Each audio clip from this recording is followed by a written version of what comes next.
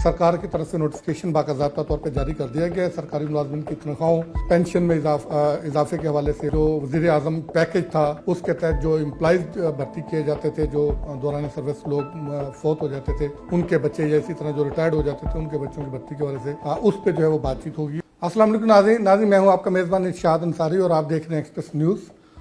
नाज़रीन, आज हम आपसे दो इशूज़ पे बात करेंगे कि एक तो सबसे पहले हम बात करेंगे कि सरकारी मुलाजमिन के हवाले से, क्योंकि बजट की आमद है, हर बंदे की नज़र जो है वो बजट पे है और हमें जो है वो आपके कमेंट्स और जो आरा आती हैं, टेलीफोन कॉल्स आती हैं, उसमें भी ज़्यादातर लोगों का जो रद्द अमल होता है वो तनख्वाहों, पेंशन और उनके जो अलाउंसेस हैं उस पर ही होता है कि इस इशू को हाईलाइट करें।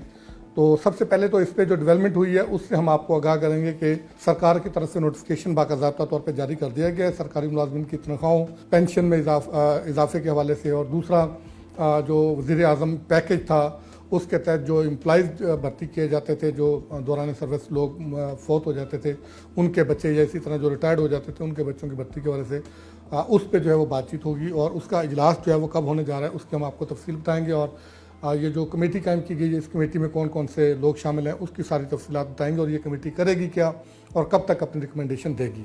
और दूसरी बात हम ये करेंगे कि पाकिस्तान, वो भी चूँकि बजट से ही मुतल्लक है, कि पाकिस्तान और IMF के दरमियान जो मुज़ाकरात थे वो मुकम्मल हो चुके हैं, जो डेलीगेशन है वो आलमोस्ट वापस जा चुका है, लेकिन बजट के जो अहदाफ थे, तखमीनाजात थे, उन पर जो है वो कोई हतमी इत्तफाक़ राय नहीं हो सका, इसलिए बजट भी जो है वो डिले कर दिया गया है। उसमें 1 हफ्ते का डिले किया गया। अब बजट जो 2 जून को पेश होना था वो बाज़ाब्ता तौर पे वज़ारत ख़ज़ाना की तरफ से इसकी तस्दीक कर दी गई है कि अब वो 10 जून को पार्लियामेंट में पेश किया जाएगा।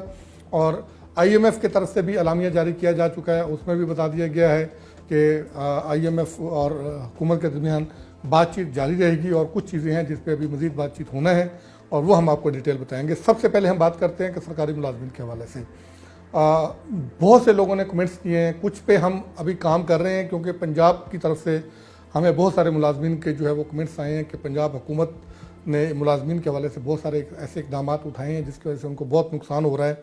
लीव इनकैशमेंट का इशू है उनका, और इसी तरह जो है वो उनके जो ओवर टाइम्स हैं उसको जो है वो उन्होंने स्क्वीज़ किया है, और इसी तरह उनकी जो भर्तियों से मुतल्लक है और इदारों की प्राइवेटाइजेशन है उससे जो मुलाजमिन को फ़ारग किया जा रहा है उससे मुतल्लक इशूज़ हैं। इस पे हम वर्किंग कर रहे हैं और कोशिश करेंगे कि अगले वीलॉग में हम इसके हवाले से जो है वो आपको आगाह करें। इसी तरह KPK से बहुत सारे मुलाजमीन ने हमें रजू किया है, उनके भी हम इशू जो है उस पर भी बात करेंगे। अभी हम बात करते हैं वफाकी बजट के हवाले से, क्योंकि वफाकी बजट अब ज़्यादा दूरी पे नहीं है, कोई ये 10-15 दिन का मार्जिन रह गया, इसी में फाइनलाइज होना है।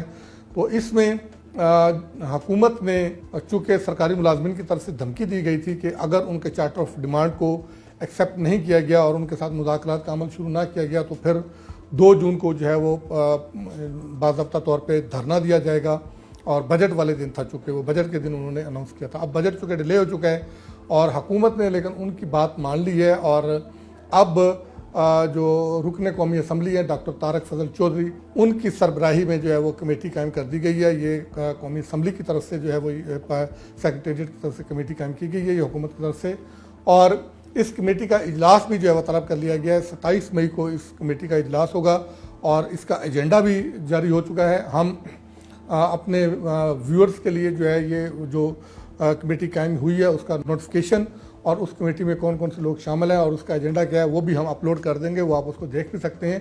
कुछ तफसीलात हम आपसे शेयर भी करेंगे कि इस कमेटी में कौन कौन से लोग शामिल हैं, ये मैं आपको बताता चलूँ। ये नोटिफिकेशन से ही मैं आपको कुछ तफसीलात देख के बता रहा हूँ कि इसके जो सरबराह हैं वो डॉक्टर तारक फजल चौधरी हैं, ये मिनिस्टर हैं पार्लियामेंट्री अफेयर्स के और चीफ वेप भी हैं हुक्मरान जो जमात है यानी पाकिस्तान मुस्लिम लीग नून के।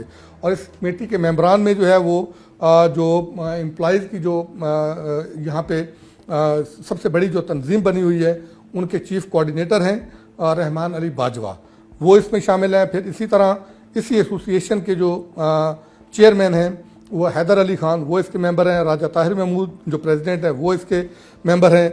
और इस कमेटी के इजलास में जो शरीक होंगे, ये जो नोटिफिकेशन जारी किया गया और उसके बाद मीटिंग कॉल की गई है, उसका जो नोटिस किया गया उसके लिए ये सेक्रेटरी फाइनेंस को कहा गया है, वो भी इसमें इस इजलास को अटेंड करेंगे। और ये कहा गया है कि सेक्रेटरी फाइनेंस अगर खुद नहीं आ सकते तो कम से कम ग्रेड 21 का ऑफिसर हो जो इस कमेटी को जो है वो रिप्रेजेंट करे फाइनेंस मिनिस्ट्री की तरफ से, और इस कमेटी के इजलास से पहले ये जो सारा वर्किंग पेपर है वो तैयार करके तमाम मेंबरान को पेश किया जाएगा और जो चार्टर ऑफ डिमांड है मुलाजमीन की तरफ से वो भी उनको पेश किया जाएगा ताकि तमाम मिनिस्ट्रीज इस पर अपना अपना वर्किंग मुकम्मल करके तो फिर वो अपनी प्रपोजल्स के साथ आएँ। इसमें लॉ एंड जस्टिस डिवीज़न के लोग भी जो है वो इसमें शरीक होंगे। उनको भी यही कहा गया कि कम अज़ कम ग्रेड 21 का ऑफिसर हो जो इसमें शामिल हो और इसी तरह सेक्रेटरी एस्टेब्लिशमेंट से कहा गया कि वो भी इस इजलास में शामिल हों। अगर वो नहीं हो सकते तो फिर कम अज़ कम ग्रेड 21 के रैंक का ऑफिसर इसमें शामिल हों। इसी तरह chairman federal board of revenue वो इस इजलास में जो है वो शरीक होंगे। जो एजेंडा आइटम्स हैं उसमें सर फहरिस्त पेंशन रिफॉर्म्स हैं और चूँकि हुकूमत ने पेंशन जो है वो जो नया सिस्टम लेके आ रही है, जो अब नए लोग भर्ती होंगे वो कंट्रीब्यूटरी पेंशन सिस्टम के तहत होंगे, उस पर मुलाजमीन के तहफ़्फ़ुज़ात हैं और उनका ये कहना है कि पेंशन का वही सिस्टम जो है वो रखा जाए। पेंशन इस्लाहात पे बात होगी, जो डबल पेंशन ख़त्म की गई है उस पर बातचीत होगी। इसी तरह जो ये कहा गया कि जो लोग भर्ती होंगे दोबारा रिटायरमेंट के बाद दोबारा मुलाजमत करेंगे उनको या पेंशन लेनी पड़ेगी या आपको जो है वो तनख्वाह लेनी पड़ेगी, दोनों में से एक करना पड़ेगा। फेडरल बोर्ड ऑफ रेवेन्यू ने और वजारतों और डिवीज़नों ने अपने मातहत डिपार्टमेंट्स और इदारों से जो रिटायरमेंट के बाद दोबारा एम्प्लॉय हुए हैं उनकी फहरिस्तें भी तलब कर ली हैं ताकि जो डबल पेंशन ले रहे हैं उनको और इसी तरह जो पेंशन के साथ साथ तनख्वाह भी ले रहे हैं उनको पॉइंट आउट करके उनको चॉइस दी जाए कि या तो वो मुलाजमत छोड़ दें जो दोहरी उन्होंने शुरू किया है या तनख्वाह और पेंशन दोनों में से किसी एक का इंतखाब करें। तो इस एजेंडे में ये भी चीज़ शामिल है, उस पर बातचीत होगी। और इसके साथ साथ appointment against PM assistant package, उसमें इन्होंने भर्ती पाबंदी लगा दी थी कि वज़ीर आज़म असिस्टेंट पैकेज के तहत जो लोग भर्ती होते थे अब आइंदा नहीं हो सकेंगे। उस पर मुलाजमीन के शदीद तहफ़्फ़ुज़ात थे, उस पर बातचीत होगी। और फिर इसी तरह जो मुलाजमीन का चार्टर ऑफ डिमांड है उस पर बात होगी। उसमें उनका ये कहना है कि 150% तनख्वाह में इजाफा किया जाए क्योंकि पार्लियामेंटेरियन की तनख्वाह में 180% इजाफा किया है। तो इस तरह अब जो है वो मुलाजमीन की तनख्वाह में भी 150% इजाफा किया जाए। इसी तरह मुलाजमीन को मिलने वाले जो अलाउंसेज हैं, खासकर जो कन्वेंस अलाउंस है और मेडिकल अलाउंस है, इसको बढ़ाया जाए। और इसके साथ साथ उनको जो लेट सिटिंग अलाउंस मिलता था उसमें भी उनका कहना है कि ये इसमें इजाफा किया जाए। और हायरिंग जो है, हायरिंग का बहुत बड़ा इशू चला आ रहा है और वो ये कहते हैं कि आप एक तरफ लोगों को जो है वो आपके पास मकानात नहीं है सरकारी, ना फ्लैट है कि जो आप लोगों को एम्प्लॉइज़ को दे सकें, तो फिर हायरिंग जो दी जाती है वो इतनी कम होती है कि खासकर रावलपिंडी, इस्लामाबाद जैसे बड़े शहरों में वो हायरिंग उतनी नहीं होती कि जितनी हायरिंग पे उनको कोई मकान मिल सके। उनको जितनी हायरिंग मिलती है उससे डबल उनको अपने पास से डालना पड़ता है। तो उनका मुतालबा ये है सरकारी मुलाजमिन का कि हायरिंग बढ़ाई जाए। तो हाउस रेंट हायरिंग जो है उसकी हद बढ़ाने पे भी बातचीत होगी। इसी तरह जो इनको सीलिंग मिलती थी उस पर भी जो है वो बातचीत होगी। तो ये ओवरऑल जो है वो एक जो मुलाजमीन का पूरा एक चार्टर ऑफ डिमांड है उस पे जो है इस जो 27 मई को इजलास तलब किया गया उसमें ये सारी चीज़ें जो है वो डिस्कस होंगी। उसके बाद फिर जो है वो प्रपोजल और सिफारिशें तैयार करके हुकूमत के सामने रखी जाएंगी और हुकूमत फिर इसको जो है वो वफाकी काबीना के इजलास में इस पर जो स्पेशल इजलास होता है उसमें इस पर डिसीजन करेंगे कि तनख्वाह में कितना इजाफा किया जाना है, अलाउंसेस में कितना इजाफा करना है, हायरिंग में कितना इजाफा करना है और हाउस जो सीलिंग मिलती है अराउंड हाउस रेंट सीलिंग उसमें कितना इजाफा होना है। ये सारी चीज़ें फिर उसमें डिसीजन होंगी। अब आते हैं हम IMF की तरफ।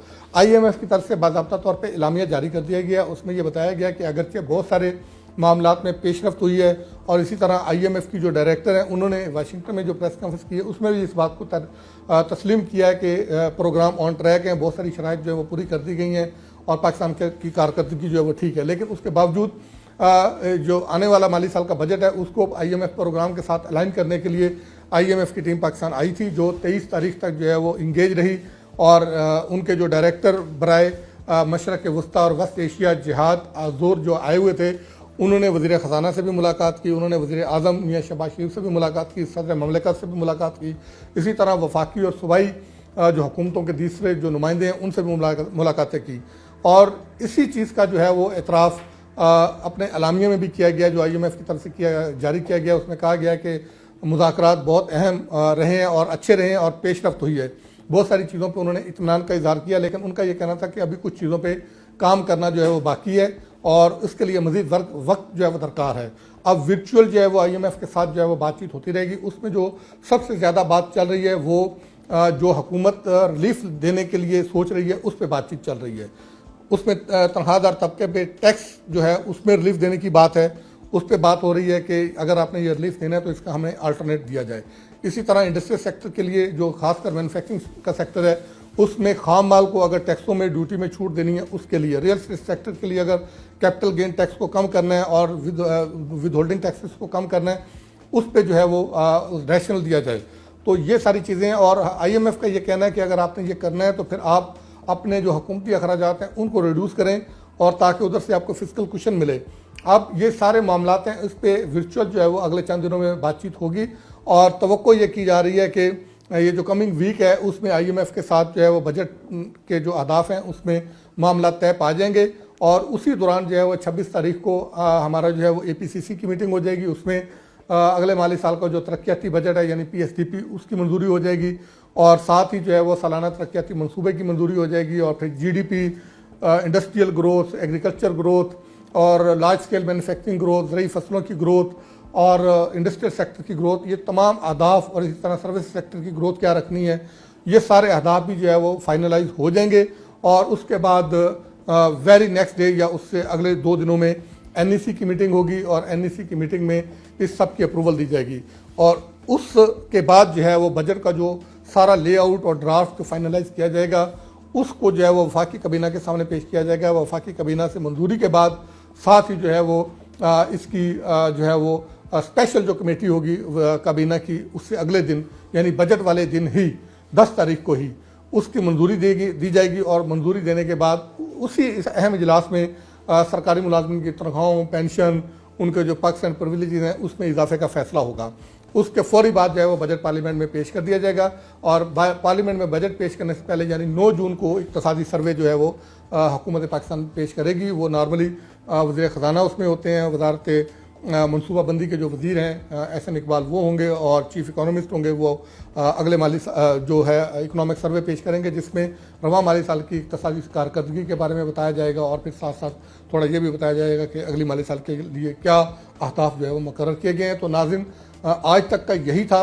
आप देखते रहिए एक्सप्रेस न्यूज़ और अपने कमेंट्स और अपने आरा से जो है वो हमें आगाह करते रहें। जैसे आज के व्लॉग में भी हमने आपके कुछ आरा और आपके जो तहफ़्फ़ुज़ात थे उनको जो है वो शामिल किया और आपकी आवाज़ अरबाब इख्तियार तक पहुँचाने की कोशिश की है। और अगले व्लॉग में भी जो चीज़ें आप हमें जिन इशूज़ के बारे में आगाह करेंगे हम कोशिश करेंगे कि उसको जो है वो हाईलाइट करें। कुछ इशूज़ हैं जिन पे मैंने आपको बताया कि उस पर हम काम कर रहे हैं, अगले व्लॉग में हम उसको जो है वो शामिल करेंगे और अगर आपकी आरा होंगी तो उसको भी उसी व्लॉग में शामिल कर लिया जाएगा। शुक्रिया।